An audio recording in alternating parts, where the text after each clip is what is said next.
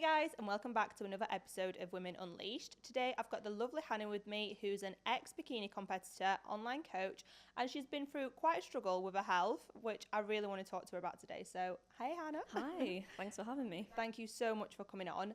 So, obviously we've known each other for absolutely years. Literally feels like forever. It's like 6 years now. Yeah. A very, very long time. Back in the UK days when... Back in the nursing days. Oh my God, yeah, you were a nurse as well. Yeah. I completely forgot about That's that. how I know you. I know through nursing. Oh my God. So it is. But we were both competing at the time, you know, well, we got into it. And did you carry on competing after I finished? I did one show, I think, or I did a couple of shows. Yeah. And oh my God, we competed at PCA against each other. Oh Do you remember? God, yeah. That I didn't actually know who you were at the time. Yeah, literally. PCA was good though. He was peeled, absolutely peeled. And, you know, you were in love with bodybuilding as much as I was, you know, the bikini side of things, etc. But you then, over the years, struggled to get out of that mindset with, you know, eating side and feeling lean. Yeah. So talk to me about that. It's been a long journey. It has been a very long journey. I think when you're like competing and you're bodybuilding, that's like your whole life, isn't it? Yeah. You don't think about anything else, you don't do anything else. And once you've seen yourself that lean to then try and be normal again, you feel like you're fat all the time. So transitioning away from bodybuilding, that took me like so long. I feel like I changed my mind like 1,000 times because I was worried to see myself like at a normal weight. But once you make that decision, like it feels refreshing when it's the right time. But it took me so long for it to be the right time, so I kept staying in that cycle of like dieting and then dropping out of shows because I couldn't stick to the diet So yeah, it's been pretty long in terms of finding a happy place with my body and like how I feel in my health and stuff. So but yeah, it was a bit difficult. Do you feel you had body dysmorphia? Definitely. Yeah. I feel like anyone that competes probably does have body dysmorphia, whether they admit it or not. 100%. I used to look in the mirror when I was like 47 kilo and be like, I am so fat. Same. I was like, what are these rolls? These rolls, it's your skin. Because we had no fat on us at all. It was terrible. You're never satisfied. Like, that's what I always tell my clients. Even when I was 47 kilos, I hated how I looked. Yeah. So now I'm like 68. And it's the total opposite. Exactly. And I guess you have to learn to love your body in a different way now, don't you? 100%. Kind of from what you were then. Even though you were lean, you were still not happy, to kind of now being healthier and happier. Because when you're that lean as well, you're comparing yourself to everyone that you're going to compete with. Yeah. So you're always picking faults with your body, even if you are like shredded. Yeah. And like what we want in off seasons is the total opposite to what you are in prep. So like you're never satisfied. Because in off season you want to be lean. In prep you want to be like have a bigger bum and feel good, feminine. You're always chasing something that you haven't got. Mm-hmm. And I think that's a very, very unhealthy mindset. So I think it's learning to enjoy the journey and the process of it as well. 100%. Like, I don't regret any of the bodybuilding days because it's got me to where I am today. PCA was like the best time to compete. Like, they were so fun, those shows. And then I think when I went into Two Bros and that like style of competing, that's when I was like, whoa, things have changed a lot. Yeah. And that's not what I wanted to do. But yeah, it is fun, and when you're in it and and it's the only thing you're thinking about, it is fun, and it has got us to where we are. Did you suffer with any health problems, like post-competing? More so just gut problems and hormonal problems. So before I competed, I was on the progesterone-only pill. Yeah. And then I came off that, and then I started having all these like estrogen imbalances. I was estrogen dominant for a while. Mm-hmm.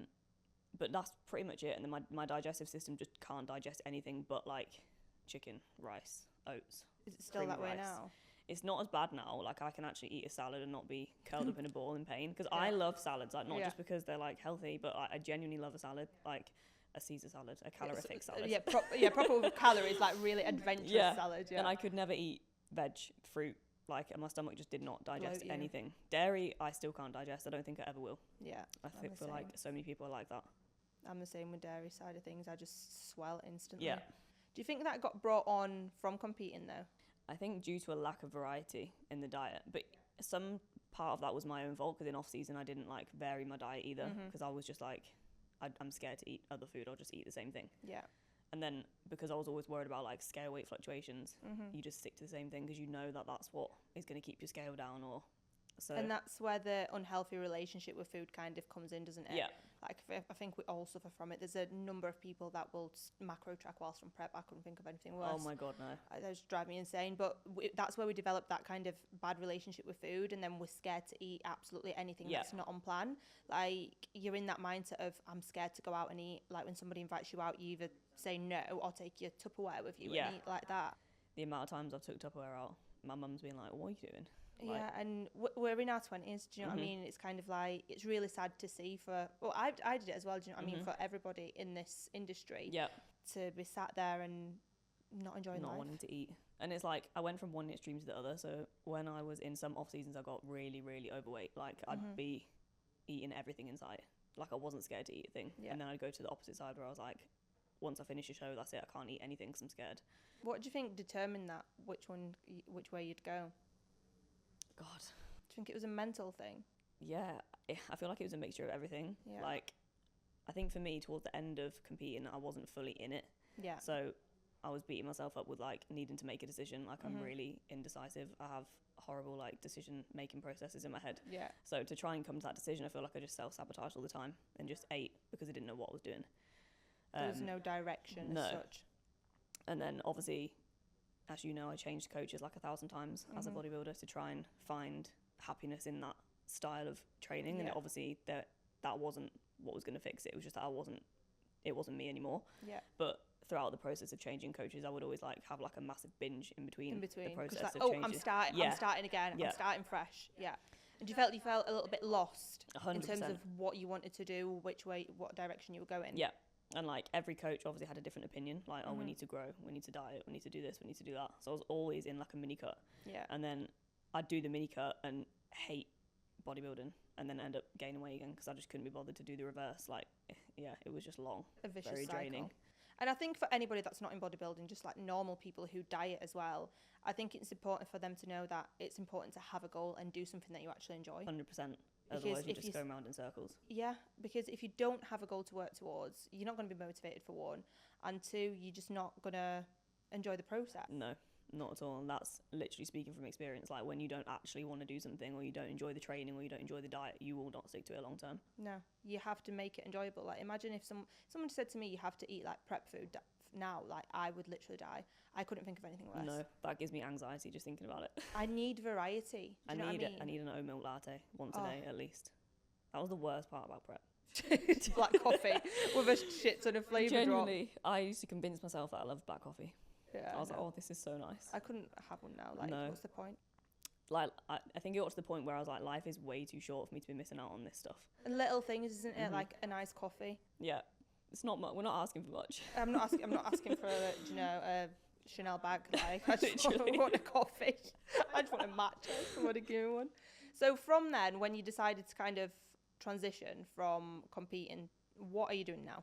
I was going to say to what you're doing now, but nobody knows what you're doing. So I'm not a fully fledged CrossFitter. Yeah. I mean, I do CrossFit, but I also like don't compete in CrossFit. Yeah. I do it for fun, functional / CrossFit style training. But I will have like bodybuilding movements in there for like the accessories, because obviously bodybuilding or hypertrophy movements are so important in every style of training. So I'll always have bits and bobs of bodybuilding in my training. But yeah, I'll pretty much just do CrossFit all week, some conditioning, some low intensity cardio as well. And I hated it at the start because it was really like, obviously when I stopped bodybuilding, I was like, I need to do something else. Yeah. I feel like everyone goes through that process of like being obsessed with bodybuilding and then being obsessed with something else. Yeah. And like, I don't know if that's healthy or not, but like, it's the only way that I could move away from bodybuilding. You need to find something else to work towards, because imagine if you didn't, you'd do nothing. Yeah. And that's what I kept doing. I kept trying to compete because I was like, I don't know what else to do. Going back because you didn't have that goal. You didn't have that purpose. Yeah. And then I just felt so like unsatisfied leaving the gym. You know, you just think like, what am I doing? So I would always look at CrossFit as like, oh, I just want to be like that. I just want to train like that. Yeah. I want to do it. So I got a CrossFit coach, Georgia Rose. Obviously, she used to make my stage bikinis. So I saw her training while she was doing my stage bikinis, and that's how I knew what CrossFit was really. Yeah. She did me a program, and I was like, what is this? This is all over the place. It was like... Did you understand it? No. Because it's like gibberish to us. Yeah, it genuinely is. I was like, why does it not say 3 sets of 8 leg press? Like, why doesn't it say like set things in a line? Because there's different parts of it. You'll have like strength pieces, and then you have like a metcon or conditioning or and then you have accessories, and I was like, why is this all over the place? Like, what is this?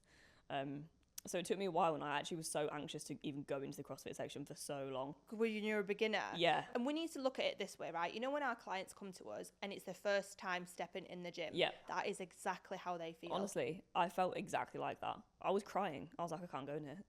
I would be so scared because then I'm going to sound like a client. People are going to look at me and think, what is she doing? But people don't care. No, they genuinely don't. And like, it's funny that we all feel like that, even if you're experienced. Like, I feel like even when I was doing bodybuilding, I'd go into a new gym and I'd be like, oh my God, I don't know where anything is. And that's normal. Some people obviously don't care, but I feel like it's very common to just be like, oh, I need to look around the gym and see where things are. Yeah, 100%. I would always walk on the treadmill and just look at the machines first. Yeah. So, yeah, I was really nervous to do CrossFit because it was like, I'm looking like an absolute idiot doing this. But that's like, everyone's a beginner at some point. Same with bodybuilding. When I first started bodybuilding, like, my training from the very start is hilarious, like everyone's is. So, yeah, I started doing CrossFit and I actually fell in love with that because it was like, I started to focus less on how I looked and more on how like I felt in the gym. Did you, just a question on that, were you worried that your physique would change in a negative way? Massively. So when I first started, I was like, I want to do more leg stuff. I only want to do glutes, really. I don't really want to grow my upper body. And Georgia was kind of like, it's not really possible. Like, how are you going to do CrossFit? Because everything CrossFit is like overhead. You do a lot of shoulder work, traps. Like, I feel my back doesn't fit into any of my clothes anymore. But that was what I wanted at the start. And then as I got more into it, I was like, I'm getting so frustrated that I'm not getting stronger because I was trying to eat like really little calories as well because I didn't want to get any bigger. So I just started getting annoyed with myself. I was like, I'm not progressing in the gym. My recovery was awful. I didn't learn any new skills because I wasn't strong enough to do them. So I actually just gave up and just started eating loads of food. Like, I stopped tracking as much. And to be fair, I was still worried a little bit about how big I was going to get. Like, that typical, I don't want to get too bulky. And then I was just like, Hannah, you're being stupid. Like, you are not going to get bulky. You can't, because genetically I don't really have it in me to get bulky. And I'm never going to eat enough food, really. Like, a huge surplus of food to get massive. So, yeah, I kind of ignored all that and then just fell in love with it even more as I got better at it. It's just so fun. You just do something different all the time and you feel fit. I see you posting all this stuff, and I've said to you before, like, I've wanted to do CrossFit for about a year and a half now, but a lot of the stuff I can't do because of my knees. So I get frustrated in that like sense. A granny? My knees. Literally, I can't. Some days I can't. Like, on a good day I can squat. But on a bad day, you've no chance. And it's just like, how many good days versus bad days I'm getting? Like, even people with healthy joints and stuff, like, they will have joint problems with CrossFit. It's so taxing on your joints. And I feel like I'd like to come and train with you. You definitely should. And try it. I need bigger shoulders. So I feel like a load of pressing stuff, overhead stuff. You don't have to, like, do loads of front squats and back squats. Like, you'll be fine just doing the odd couple of snatches and clean jerks. That's an issue. That's an issue. I'm sure you can do a burpee. Yeah, you do quite a lot of running and stuff as well, don't you? Yeah, running actually hurts my joints quite a lot. I don't like running at the minute. So I remember you saying when you were kind of that transition, or even during the bodybuilding phase, that you had problems with your adrenals. Yeah, I went into that. like a deep dive, like obsession about checking everything. Yeah. When I first come out of bodybuilding, I was like, oh my God, I need to be healthy. I need to check everything. I didn't enjoy that part of my life because I was constantly anxious, like checking all my bloods. Like, I spent so much money doing all this health stuff. Tell me about it. And it was quite stressful because I was following all these people on social media that scare you about your health and stuff. So, but to be fair, I did a Dutch test, and that's what came back with my estrogen being too high. Yeah. But I kind of knew that anyway because I would have like really heavy clots in my period that weren't normal. Obviously, some clots are normal, but mine were definitely not. How swollen I was, like, I could not lose weight around my midsection. I'm the same though. I had my Dutch test done. My progesterone's non-existent. Yeah, because it's the ratio between them both. Yeah. So what else came up on that?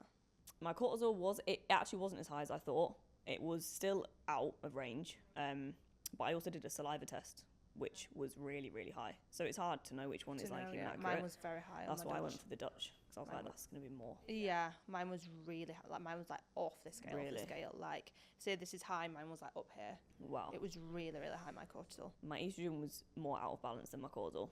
Okay. So, but when I thought my cortisol was out of balance, I was like, I'm going to have to stop all the coffee. Can't do anything. Like, I can't train like a CrossFitter. And then when it wasn't as bad, I was like, okay, can Yeah, chill. because you have to adjust and adapt, and that's one thing that I'm scared of doing, like going even cardio. Like I start cardio and I go a bit swollen. Yeah. And I'm like, do I just push through it and just see whether it'll settle, or is it going to get worse? It's all about how your body responds as well. Like, obviously blood tests and urine tests, they can tell you something, but if you actually feel fine, then do you have need to to change anything? Look at the happy medium, don't you? Yeah. But obviously CrossFit and any type of, even high rocks, like, it's very inflammatory. It's on very your body. taxing. Yeah. Like, after a session, I will need a nap. Because your nervous system's just like, I'm done. I think a lot of people are going into high rocks these days as well, but then I'm seeing a lot of girls lose their cycles as well through that style of training. Because that's just the first red flag, isn't it? Eating properly to fuel that training. They think they can eat like a bodybuilder on prep and actually try and do high rocks. It's really not healthy. You need a hell of a lot more calories for that style of training. People don't actually realise, like I was eating, I think 1,400 when I first started CrossFit, and then I started eating 3,000 calories. Obviously I went up slowly, and my training literally skyrocketed. But I did get a little bit uncomfortable in how I looked. Are you on 3,000 now? I've come down to about 2,000 now. I'm like, I need to chill a little bit with the food, but I needed that like initial bump because that I feel like that sorted my metabolism out a little bit. I literally could not eat more than like 1,700 calories without gaining weight, and now I'm like eating this much and I'm not losing, but I'm not gaining. Yeah, you kind that's of where I wanted to be. Yeah. But I was 61 kilos when I started. I'm now 68. So I have gained a lot. But you look like, when I see your pictures and your videos, you look so much more muscular. It's very different to how when I was last 68 kilos. Yeah. That was totally different. Was that with Cuba? Yeah. I've seen that picture on my phone of me and you at Ultraflex Gym. We were both like, oh. We were both with Cuba. I can remember that so vividly. That was so funny though. It was an uncomfortable stage in my life. Yeah. I'm the same weight now because I think I was even lighter then. I was 60 kilo then. And I'm 62, 63 now. Yeah. And I look completely different. Because I joined after you. Yeah. That Cuba's team. Yeah. And to be fair, he taught me how to train very well. Like I could not train properly until Cuba started coaching me. So that was fun. But also I agree with the weight. I hated that. That so much. That was when I first came to Dubai as well. And I was like, oh my God, I cried. Because I'm going to have to be in a bikini. What is this? Yeah, you have to feel comfortable with what you're doing as well. Like, you can't just do it for this. No. And that's why I feel like people in off season who are happy, like you are meant to be doing bodybuilding because you enjoy it. Do you know what I mean? But for me, I'm like, no, I want to feel good. I like it doesn't life mean too enough. Much. Yeah. You're enjoying life now? I am enjoying life now, only just. That's good though. And how does it feel? Because you have honestly, you've gone from like pure bodybuilder head, so in the zone, not doing anything, to now actually enjoying life. How does it feel? Because you look so much happier. It feels good. It feels weird at times. I'm like, I can't believe that used to be me. You know, when you look back. Yeah. Because there'll be weeks where I don't track any calories now. Yeah. And I think that's bizarre because like I could never do that before. Yeah. And even just like routine in general, like I used to be so rigid. I still am rigid. I always will be with my routines. But like even coming here today, for example, if I was a bodybuilder, I'd be like, oh, I've got to do vacuums or some shit like that. So it's nice having the freedom, to be honest. And then also like I haven't traveled much, to be fair, apart from when I competed. Bodybuilding stopped me doing a lot of that. And that's how I also knew it wasn't really what I should be doing, because people travel with bodybuilding, they live their lives like a normal person, whereas I didn't. I was so like, I can only focus on bodybuilding and can't do anything else. So yeah, even going home, for example, is so much less stressful, like not worrying about calories or... And travelling on a plane and this and water retention, it's not too much. And just being able to eat my mum's dinner, like that's all I can ask for. The little things in life, isn't it? So it does feel good. It feels nice. I feel more productive, feel more like... I feel like life is worth living. Yeah, do you feel like you're finding yourself more now? Definitely now. I'd say this year like has been the start of that, I think, because I feel like maybe for like 3 years prior I was just like, what am I doing? You know, and it just feels like a blur. So that was intense, but like I don't think we spoke for very long. No, like ages. Obviously we were always in contact, but like we didn't really meet up or do anything. I didn't see you for like a year. No. Literally a year. I was hibernating for that year. Hannah was MIA. It was very hard to get Hannah out of the house. Literally, genuinely, you had to drag me out. Yeah. Whereas now I've seen you like twice in 2 weeks. I know. Look at me. Progress. Progress. There's another thing I want to talk to you about though, if you don't mind me asking, about implants, your breast implants. So you had yours done around the same time as me-ish, like 3 years ago. And I remember when you were having all your adrenal problems, health problems, etc., post-competing, you were in a massive rabbit hole about breast implant illness. Yeah, oh my God. Right, so Talk to me about that, because, you know, I've mentioned it on a podcast before about breast implant illness, how, you know, it's basically your body rejecting the implants, for obviously people who are listening who don't know. And it can have different effects on your body in terms of illnesses, diseases, but there's no way to kind of test for it. There's not enough research done about it, right? So Hannah was in a rabbit hole. She was in these Facebook groups. I was just about to mention those groups. And she was reading through it. She's like, I've got breast implant illness. I've got breast implant illness. Then she started getting me to think I've got it as well. You were like, don't. So I'm just paranoid now. Oh, that was honestly, this is what I mean to get fixated on things, and then I like go down a massive rabbit hole. I'm getting better at that now. But I don't even know where it came from. That, like, I feel like I saw something on social media, because so many people talk about it these days. So many other people have had their breast implants removed, and like, I feel so much better. This and that. So it does get in your head a little bit, in your subconscious. I feel like because I was so down for ages, and like my mental health, my physical health, like I just started Googling stuff and then like seeing YouTube videos of people being like, got my implants out and I'm not depressed anymore, blah, blah, blah. So I'm like, oh, maybe it's that.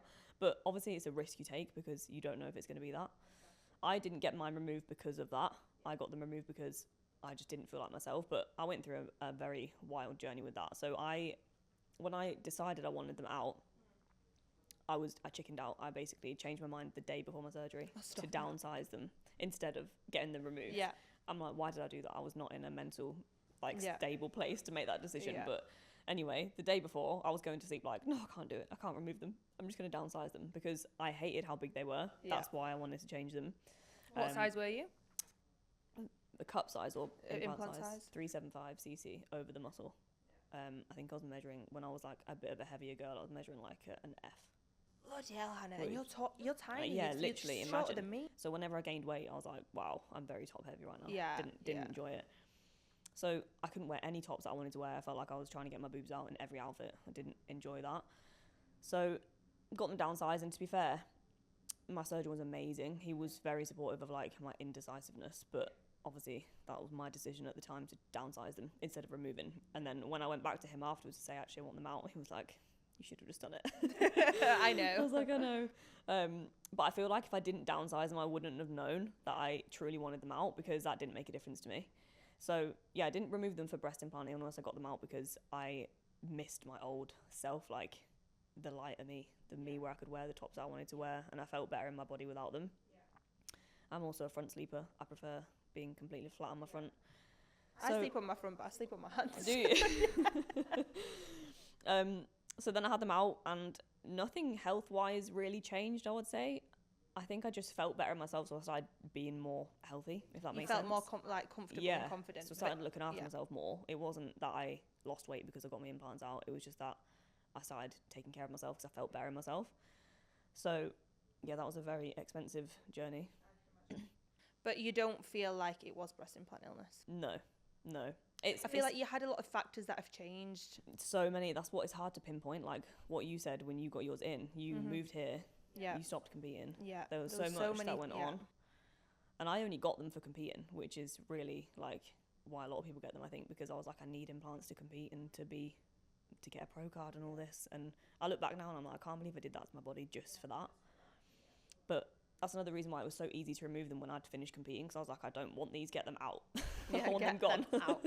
You see, whereas with myself, because there's another girl that obviously we know, I don't really want to mention her name, she's got hers out, and I think you know who I'm talking about, and she didn't like hers either, but she did think it was breast implant illness. Whereas with me, I like my boobs. Yeah. Do you know what I mean? Like, I don't want them out. I would if I had your boobs. I've got 3-2. People always ask, like, what have you got? Yeah. 325 under the muscle. Under the muscle always looks so much better. Yeah. Like, and I like them, and I don't want to get them out, and I'm just like, I'm in this constant battle. Like, I feel like because you're so happy with them, I wouldn't risk it personally. Like, I know you're struggling with these health issues and stuff, but I mean, it is a big risk. Because once they're out, risk. Like, if you want them put back in, you have to go through all that again. I know, and it's a lot of money and it's a lot of pain. Yeah. And I'd have to wait like a year after taking them out to see if things improve, ideally. And trust me, these Facebook groups, people got them out and they were like, nothing's changed, I'm getting them put back in. Oh, really? So it's really, really risky. It's very, people say it's like you know when you get a knee implant or a hip replacement, people correlate it to that. Like, your body knows how to respond to a foreign object in your body. I think, have you had an MRI on them before? No. Because again, and when I was down the rabbit hole, I had an MRI on my implants, and it was terrifying. Don't recommend getting an MRI if you don't need one. But why? What does an MRI tell you? To see if it's ruptured. Because if it's I ruptured... think mine's ruptured. No. Could you not feel that, though, if it's ruptured? Not all the time. Okay. If they're ruptured, that can be leaking silicone into you, and that could cause their symptoms of breast implant illness. But I don't have silicone. Oh, you'll find that. I have saline. Yeah, you should be okay. I'm thinking it's more so the fact it's like it could be mold or something. They could be doing yeah, I've heard that. But there's like, how do you test for that? You have to get the implant out. You literally have to get it out. Do you know what I mean? So I've just whilst I was in the UK, I got my mold testing done to see if there's mold in my body. That will be exciting. So I've got a feeling that there is, but it doesn't necessarily mean it's coming from my implants. Yeah. It could literally be from being exposed to it. It's airborne, isn't it? Mold. So it could be anywhere like that. But in your head, you're always going to be like, is it the implants? Is it the implants? But then I feel like people that have had their implants out, you know, that are saying they're feeling better, you only hear those people talking about it. You don't really hear people talking about getting them out and there being no change in their health. And you only hear people that are unhappy with things. Like, you won't hear someone being like, oh, I love my implants. I've had them for 10 years, blah, blah, blah. And that's why the Facebook groups were good. They were good and bad because they shown a lot of people being like, I've had them for 50 years and I'm literally fine. So, but again, that made it harder because it was like, where do I fall into this? Yeah, I think you just have to see yourself. You just make the decision. Yeah, and that's the risk you have to take. Like, do you want to live with maybe not knowing, or get them out and spend money to put them back in again? Or you might be happy without them, but if you love them that much, then I wouldn't. And would they ever legit look the same? Do you know what I mean? Yeah. Like, would they ever look the same? No. I mean, do you know what? I was so scared to get mine out because I was like, what are they going to look? Do they go under the same... Yeah. Through the same scar? You don't have to have like your nipple taken off? I had drains, so I have scars from the drains. Why do you have to have drains? Because when they remove them, there's a risk of like swelling and fluid. So I had 2 long drains. They went like all the way around my boob. That was the worst part. And I remember when I got put to sleep, I woke up like, do I have drains? Because I knew who was going to put them in. Yeah. And I had 2 little buckets hanging out. Getting them out was the worst thing though, because they like pull them like this, like they're really long. Obviously, you're a nurse. You'll have seen drains. I don't like them. I hate them. I refused to touch them when I was at uni. I was like, I don't like these tubes. But yeah, they go in the same scar. They bounce back so much better than I thought. Like, when I first had them out, I cried when I first looked in the mirror because I was like, oh my goodness me, like what? But they were very sad, you know, they'd been through a lot. Yeah. They were like deflated, they'd been prodded with, they'd been like... Well, they've been expanded for God knows how long. Exactly. But I remember looking down and they felt so soft and like jelly, pure jelly. No. Like, it was crazy. It was so weird to feel them like that. I think I'd have a mental breakdown. Yeah, and now they are quite lumpy because of the tissue, the scar tissue in there. So I think that would make it, you know, when you check your boobs and stuff, that's quite hard because there's lumps everywhere. So, but yeah, it was a very weird experience, but it was the best thing I ever did. I can't believe how much better I feel without them. Good, and it's, like you say, it's person dependent. Mm-hmm. A lot of people get them done and they don't like them. Yeah, like you would, knowing you'd get them out and you'd be like, what have I done? What have I done? That's the worst decision in my life. That was my biggest fear. Yeah, I'm not going to do it. Unless I have to. Unless you really have to. Because I keep weighing this up, like, do I want boobs or do I want to be able to eat gluten and dairy again? But then am I guaranteed that I'll be able to eat it again? No, exactly. Do you know what I mean? You may as well just be gluten-free and have nice boobs. Call out of the day. Okay, well, that was very interesting to hear from your side, because I feel like I never knew like the proper story. Like, I knew obviously what you were going through, but never knew the ins and outs of it. Yeah. And I think it's quite insightful to know. It is, because there's just so many people out there that don't know what decision to make, but like it's really what you'll be happy with. Well, it's been a journey for you, for sure. I feel like you've changed so much. Like, I know. You've had a massive glow up. You just seem so happy and like amazing. A human again. Yeah. But I wanted to ask you, like, what would you say to people who are struggling with like the body image? I would say, question like where that comes from. Like, do you notice certain things that trigger you thinking that about your body? Because for me, it was like who I followed on social media. How often I looked in the mirror, wearing clothes that were too tight for me, trying to fit into like size 4 sports bras from prep. Like, these things can make you feel horrendous about yourself. So it's questioning, just being curious about it. Like, why do I feel this way? Because if you don't know that, then you don't know how to fix your body image, because you don't know what triggers are causing that. But I think there comes a point where you realise there's so much more to life than how you look. But I think you need to focus on how you feel in yourself, because if you feel good in yourself, you will have a good body image. Yeah, that's why sure. like wearing tight clothes and stuff, like they don't make you feel good, so your body preoccupied and then you don't like how you look in yourself. But if you feel good and you're doing things that are respectful to your body, you will improve your body image. But I think definitely have a look at your social media following, because that's a huge reason as to why I felt better myself. I stopped following people that were making me feel like inadequate. Yeah. Buying clothes that make you feel good, and obviously then questioning where it comes from, like, yeah, what is triggering it and what can I do to change that? Because it is hard. I feel like a lot of people in the fitness industry, not just bodybuilding, will have body image issues, because when you're working on your physique and you're in the gym doing fitness, like, you're very preoccupied with how you look, and then you start picking fault with that. So it's also understanding when that becomes a negative, when you're on diet and you notice your body image getting worse, like, you should probably stop. Yeah, I always say this to my clients, you know, I'm like, I always pre-warn them. I'm like, when you diet, you will probably get body image issues, body dysmorphia, but it's knowing when to stop and like how to work on it, because it's taken me 3 years. So long. To feel comfortable in myself again. And even then, some days I have bad days, but I'm like, for sure, if I were that lean again, I think it'd recommend. Yeah. And you can't be positive all the time about your body image. It's aiming for like a neutral vibe. Like, even on the days that you don't feel good, like, just still looking after yourself, because that's how you learn to appreciate your body in every stage. So that is a big challenge, though. I think it does.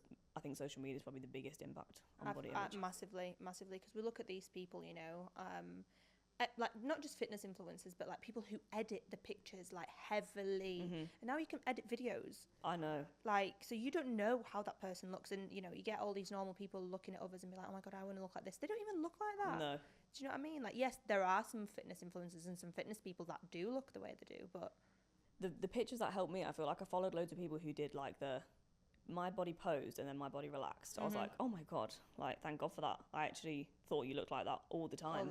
Yeah. Because I would take pictures like sucking in as much as I possibly could and then being like, oh god, I don't even look like that in person. And then breathe out once the camera's off. Literally. Yeah. So I feel like that helped me, following people that were more body positive, and, you know. I've started incorporating a lot more of that as well now, you know, like showing from what I was to where I am now, because it's normal for your body to fluctuate as well. Like, it's so normal. People expect to stay lean all the time. Like, our body is always happy at a certain weight, and I've noticed my body is happy at like 60 kilos. Yeah. That's like my happy weight, and it struggles to get under that. Yeah. I think the ideal scenario is being at a weight where you're comfortable and also like you can enjoy life, but also feel good at the same time. Because for me, I wanted to be at a place where I could go and have a meal randomly and not care if my scale weight goes up, because I know it's going to fluctuate back down. But when you're like in that vicious cycle of dieting, like, you can completely ruin weeks of dieting by spiraling, and then you're back into square one, having to diet again, and your body won't respond because you've already done 700 diets. So yeah, it's just being sensible with the strategy you use and how often you diet and maintenance phases and stuff, isn't it? And having good support around you. I think that's a really, really important thing. I think when you're going through things like that and you're struggling, I think having either a partner or friends that understand is very, very important. Yeah, like, for sure. With my health side of things, like, my ex were around it also. He knows like what I've been through, how hard it was, like what I need to do now, why I can't eat certain things. And my worry is for the future, if I were to meet someone new, I'm like, I have to explain all this to them, and they're probably not going to understand, like, oh, why is she gluten-free and why is she dairy-free? Do you know what I mean? Like, having support, people that will understand you and won't push you for sure, just in the wrong direction. Someone that understands and can let you do your thing, but obviously compromise as well. Yeah, exactly. Imagine going out with friends and then being like, oh, well, you know, just have some gluten, you're fine. Yeah, like, and you're like on the toilet all night. I'm just like, yeah, sound. I really can't do that. No, it's not as easy as that. So I think that support is really, really important, whether it's family, friends, partner, coach, whatever it is. Yeah, and I feel like a lot of people these days, they will go gluten-free or dairy-free or whatever as a form of restriction, but like, you're doing it from like a place of like, you actually can't. It's your health. I actually can't. I would love to eat gluten. Yeah. I would love to, but I just physically can't, because I would literally look like a balloon. Even worse than I do right now. Have you got anything else that you want to add? I don't think so. No, that was very insightful. So thank you very, very much. No, thank you for having me. My pleasure. I will link Hannah's Instagram. Anything else? Hannah's Instagram in the show notes. So if you want to drop her a message about anything, question about anything, you can. And thank you so much, guys, for listening in, and I'll see you next week.